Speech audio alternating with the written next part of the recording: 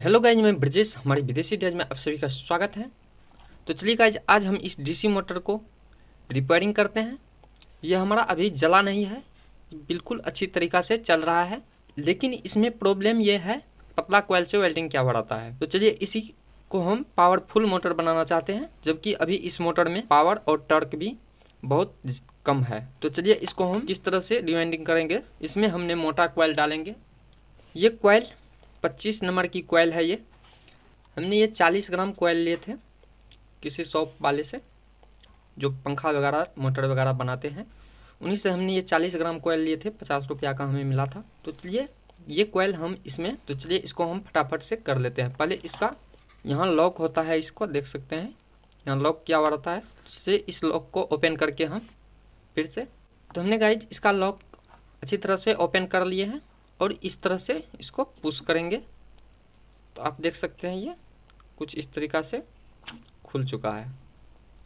तो आप देख सकते हैं इस तरह से ये खुल चुका है। इसका आर्मेचर को हम बाहर निकाल लेंगे। तो देख सकते हैं ये हमारा बिल्कुल नया मोटर है। अभी इस पंखा को कुछ इस तरीक़ा से हम पेचकस की मदद से इस तरह से निकाल लेंगे। तो चलिए ये पंखा हमारा अच्छी तरह से निकल चुका है। इसका कॉइल को आप देख सकते हैं, पतला कॉइल से वेल्डिंग किया हुआ है। ये मोटा वाला कॉइल डालेंगे। ये मोटर हमारा अभी बिल्कुल ठीक था, चल रहा था, लेकिन हमें आरपीएम बहुत कम देखने को मिल रहा था। आरपीएम बहुत कम था। तो चलिए इसको हम फटाफट से खोलते हैं। तो देख सकते हैं इस तरह से कुछ इसको उठा देना है। सभी स्लॉट को इस तरह से उठाना है। इस तरह से सभी को थोड़ा थोड़ा सा स्क्रू ड्राइवर की मदद से आप देख सकते हैं इसको हमने उठा दिए हैं। अब चलिए इसका पॉइंट, यहाँ दोनों कॉइल का जोड़ है, यहाँ पे देख सकते हैं।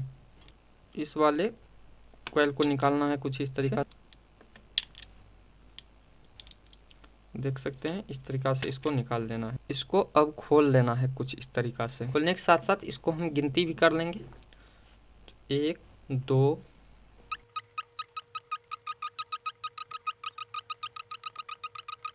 38 39 40। तो 40 टन हमारा इसमें कॉइल था। हम ये वाले कॉइल 35 टन डालेंगे। तो चलिए इसको हम फटाफट से पहले खोल लेते हैं, उसके बाद इसमें लगाते हैं कॉइल। तो इसको आप देख सकते हैं हमने इसमें से सारा कॉइल निकाल चुके हैं। तो चलिए अब इसमें हम मोटा वाला कॉइल किस तरह से डालते हैं वो आप लोग इसको देख सकते हैं और अच्छी तरीक़ा से वीडियो में बने रहें। तो चलिए इस वाले मोटा वाले कॉइल को हम इसे एक सिरा कुछ इस तरह से स्क्रैच कर देना है। इस पर जो इंसुलेशन होता है उसको अच्छी तरीक़ा से हटा देना है, ताकि हमारा करंट इसमें पास हो सके। इस तरह से इंसुलेशन को कुछ इस तरीक़ा से हटा देना है। एक सिरा देख सकते हैं, ये तांबा का हमारा वायर है।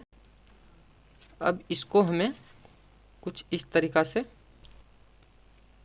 एक पिन में फंसा लेना है और एक स्लॉट छोड़ के हमें दूसरे वाले स्लॉट में कुछ इस तरीक़ा से इसमें घुमा घुमा के टर्न्स दे देना है। जैसे 1 2 3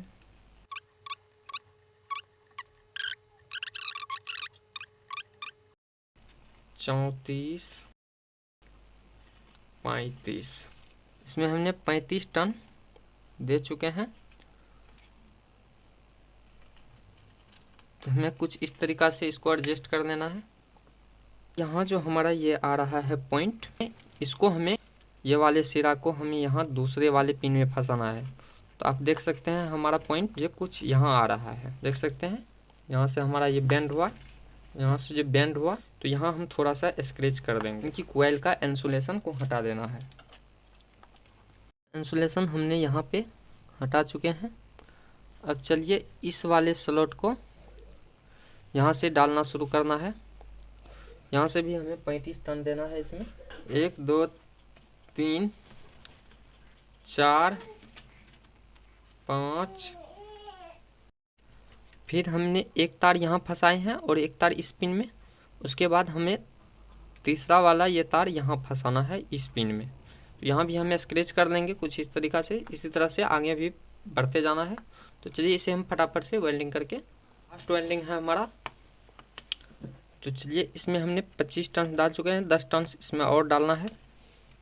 है तो इसको हम इसके मदद से इसको कुछ इस तरीक़ा से एडजस्ट करते जाएंगे, क्योंकि कॉइल हमने मोटा दिए हैं तो ये हमारा स्लॉट में जाने में कुछ प्रॉब्लम कर रहा है। इसको हम अच्छी तरीक़ा से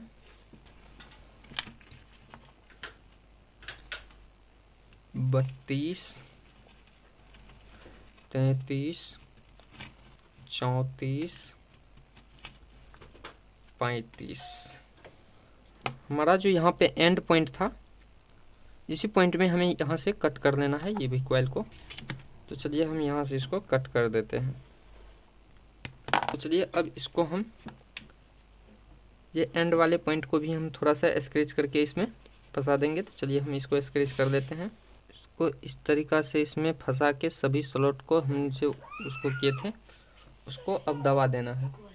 तो चलिए इसे हम इस तरीक़ा से दबा देंगे। उसका कॉइल थोड़ा सा बाहर आ रहा था, जिससे कि आप देख सकते हैं। तो इसमें हमने 7 नंबर पेपर का यूज किया है। इस पेपर को कुछ इस तरीक़ा से इसमें डाल देना है ताकि हमारा सभी कॉइल एडजस्ट रहे। इस स्लॉट में पेपर भी लगा चुके हैं। तो चलिए अब इसका हम फैन को एडजस्ट कर देते हैं। हमारा ये फैन एडजस्ट नहीं हो पा रहा है। तो चलिए इस फैन को हमने, इसमें नोकी दिख रहा है, इस सारे को हम कट कर देंगे कुछ इस तरीक़ा से। तो हमने सभी को कट कर दिए हैं। तो चलिए हमारा फैन भी कुछ इस तरीक़ा से एडजस्ट हो चुका है। तो चलिए अब हम मोटर को सेट कर लेते हैं।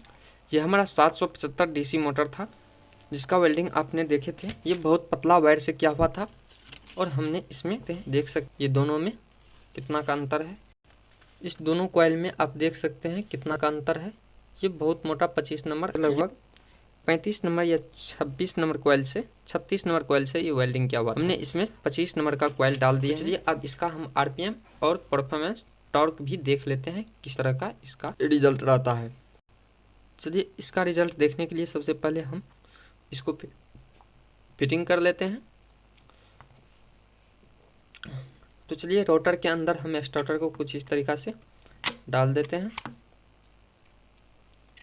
हमारा इसको हम यहाँ पे कुछ इस तरीक़ा से फिट कर देते हैं। अब हम कार्बन ब्रश को कुछ इस तरीक़ा से एडजस्ट करके फिट कर देना है।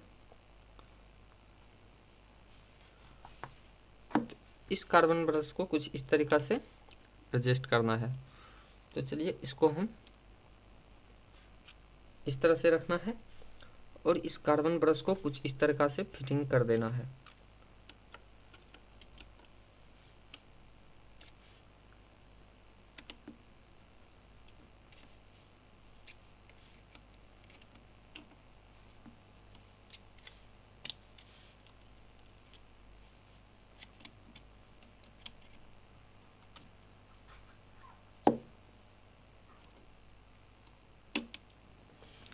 इस तरीक़ा से कार्बन ब्रश को अच्छी तरीक़ा से फिट कर लेना है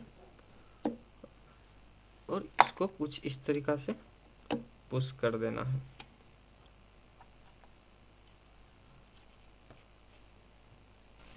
तो हमारा ये इस तरह से फिट हो चुका है। इस लॉक को हम दबाते हैं और आप लोगों के सामने इसको हम रन करके देखते हैं। इसको हमने फाइनल, इसका लॉक भी हम फंसा चुके हैं। तो चलिए अब इसको हम देख लेते हैं कि इसका परफॉर्मेंस किस तरह से है, इसका स्पीड कम हुआ है या ज़्यादा।